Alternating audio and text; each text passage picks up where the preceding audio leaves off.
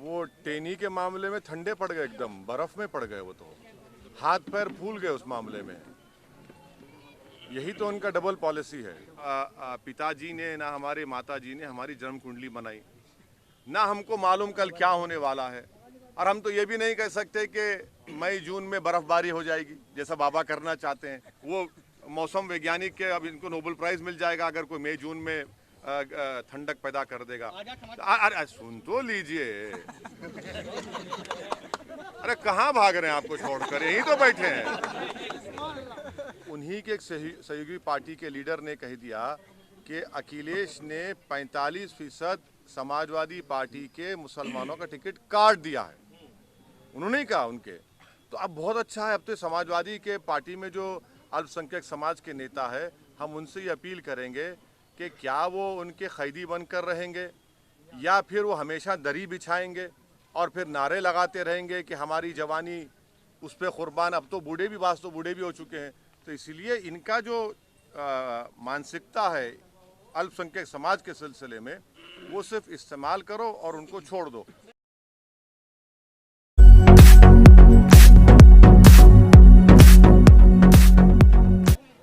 बोलिए sir.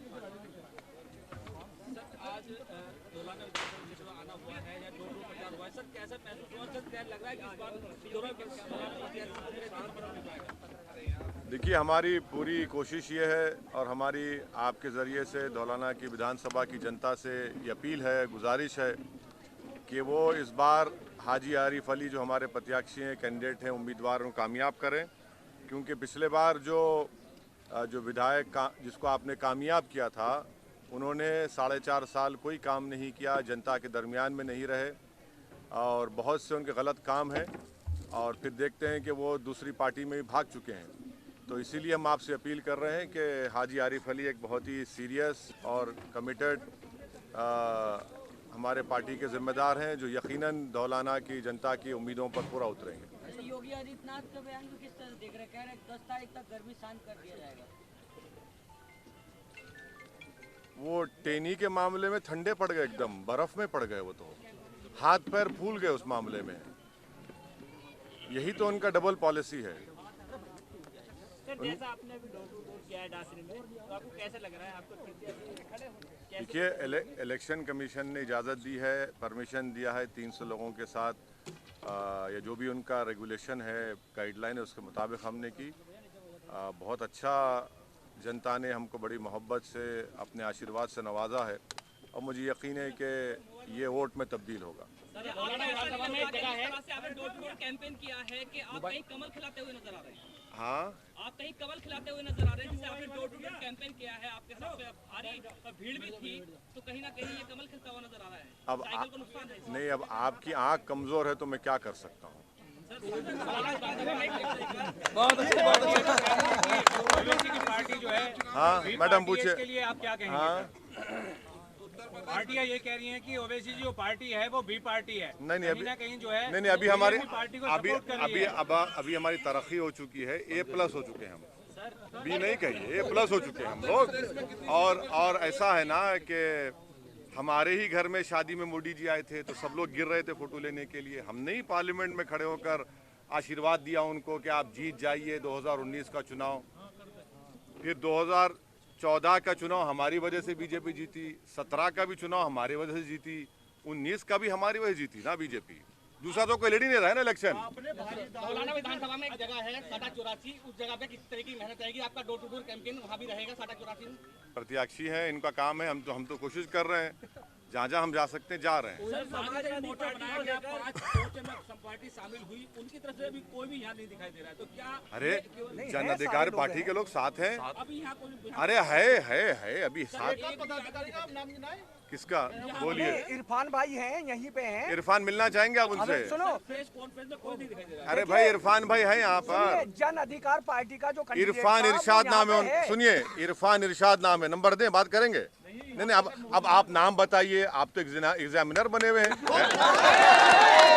Samajwadi party को लेकर आप हाँ छोड़ दिए। हाँ, समाजवादी पार्टी को लेकर सवाल खड़े करते हैं आप।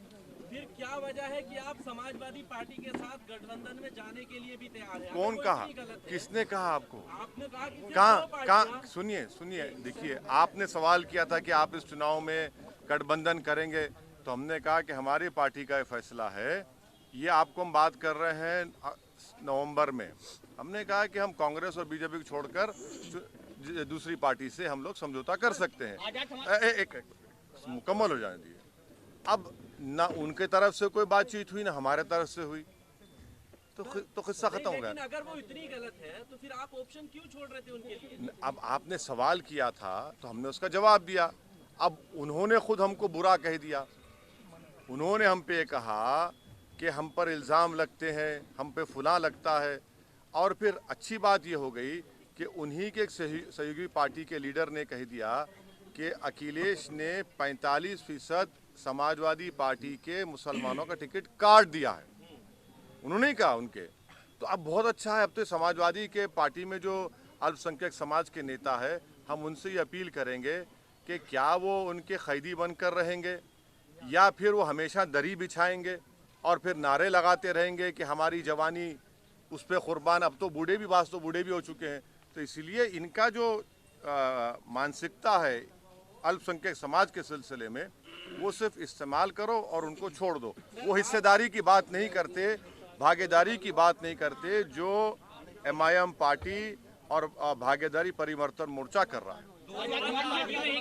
नहीं, जो सवाल पूछ चुके वो दोबारा मत पूछिए। हाँ,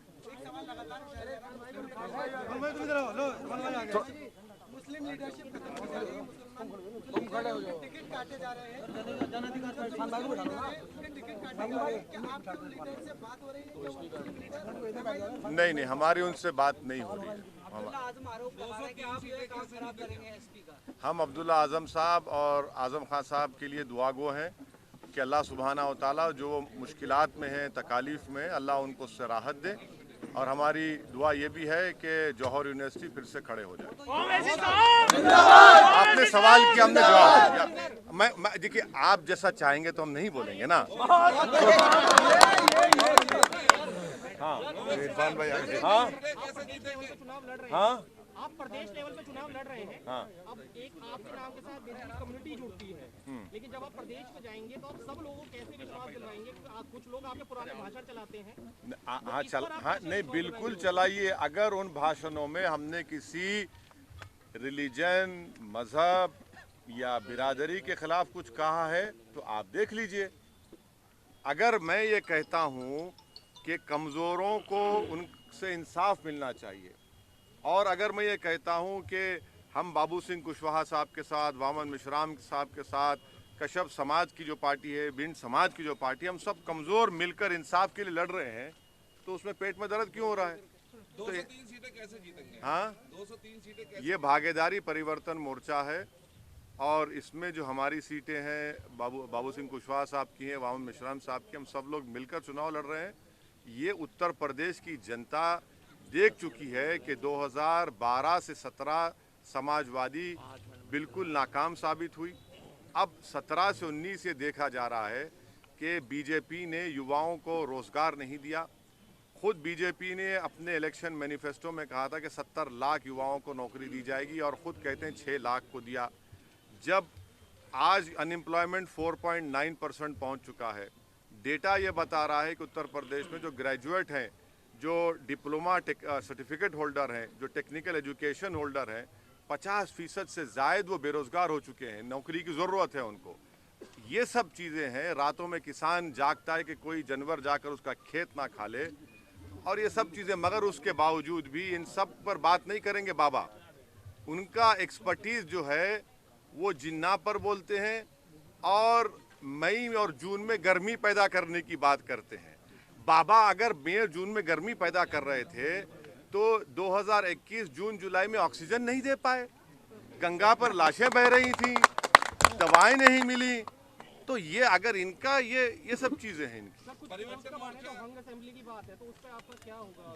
देखिए ये सवाल जो है ना, मैं तो कोई ज्योतिषी नहीं हूँ ना। अरे सुन तो लीजिए हमारी बात। आप सवाल कर लिया ना, जवाब तो हमको देने दीजिए ना। हमारे पिताजी ने, ना हमारे माताजी ने हमारी जन्म कुंडली बनाई, ना हमको मालूम कल क्या होने वाला है, और हम तो ये भी नहीं कह सकते कि मई जून में बर्फबारी हो जाएगी जैसा बाबा करना चाहते हैं। वो मौसम वैज्ञानिक के, अब इनको नोबेल प्राइज मिल जाएगा अगर कोई मई जून में ठंडक पैदा कर देगा। अरे सुन तो लीजिए,